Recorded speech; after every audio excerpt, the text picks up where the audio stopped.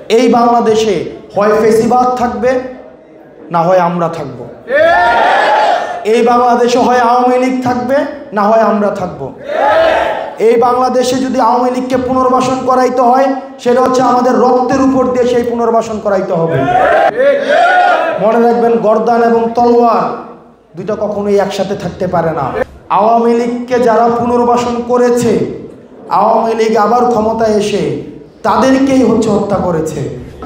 এতগুলা ছেলে রাস্তায় প্রাণ দিয়েছে, এতগুলা ছেলে এত বছর ধরে নির্যাতন করেছে। বাংলাদেশের যেসব রাজনৈতিক দল রয়েছে আপনাদের অবদানকে আমরা স্বীকার করি। দীর্ঘ 16 বছর আপনারা নিজেরাও নির্যাতন নিপীড়নের মধ্য দিয়ে গিয়েছেন। আপনারা বাসার মধ্যে ভাতটাও ঠিকভাবে খাইতে পারেন নাই। এই বাড়ি ওই বাড়ি থাকতে হয়েছে মামলার ভয়ে, ভালো একটা পোশাক পরতে পারেন নাই। হাজিরা দিতে হয়েছে সপ্তাহে 5 দিনই আপনাদের হাজিরা দিতে হয়েছে। 55টা 60টা 70টা মামলায় আপনাদের হাজিরা দিতে হয়েছে। কিন্তু আমরা অত্যন্ত দুঃখজনক, এই আওয়ামী লীগের এই অত্যাচার আপনারা কিভাবে এত সহজে ভুলে গেলেন?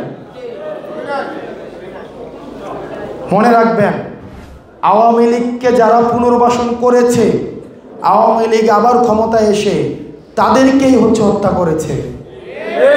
সুতরাং আপনারা যারা মনে করছেন আওয়ামী লীগকে পুনর্বাসন করবেন এবং পুনর্বাসিত আওয়ামী লীগ আপনাদের সাথে বন্ধুত্বপূর্ণ সম্পর্ক রাখবে, আপনারা সেটা ভুল ভাবছেন।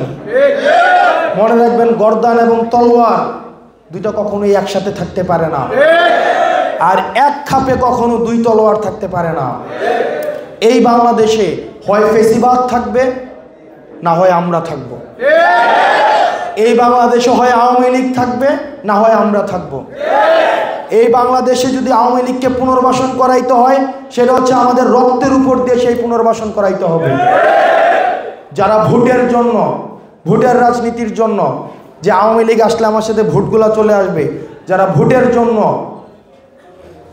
আওয়ামী লীগ পুনর্বাসনের জন্য যারা এখন তৎপরতা দেখাচ্ছেন, এটা জাতীয় স্বার্থের জন্য। আপনারা জাতীয় স্বার্থের সাথে আপনারা বেইমানি করছেন। আওয়ামী লীগের পুনর্বাসনের প্রশ্ন না এনে বরং আওয়ামী লীগ যে এত বছর নির্যাতন করেছে, অত্যাচার করেছে, সেটির বিচারের জন্য আপনারা আওয়াজ তুলুন। আল্লাহর কসম করে বলছি, আপনারা যদি বিচারের জন্য আওয়াজ তুলেন, আমরা আপনাদের জন্য প্রয়োজনে আবার রাস্তার মধ্যে আমরা নামবো। এই ফেসিবাদ যারা কায়েম করেছে, এই জুলুম যারা কায়েম করেছে, এই জালিমের পক্ষে যদি আপনারা দাঁড়ান তাহলে সেটা হবে মজলুমের পক্ষে, সেটা হচ্ছে মজলুমের বিপক্ষে আপনাদের অবস্থান। আল্লাহ আমাদেরকে কবুল করুক এবং আমরা আমাদের বুকের শেষ, আমাদের দেহের শেষ রক্তবিন্দু দিয়ে হলেও আমরা এই ফেসিবাদ পুনর্বাসনকে আমরা ঠেকাবো।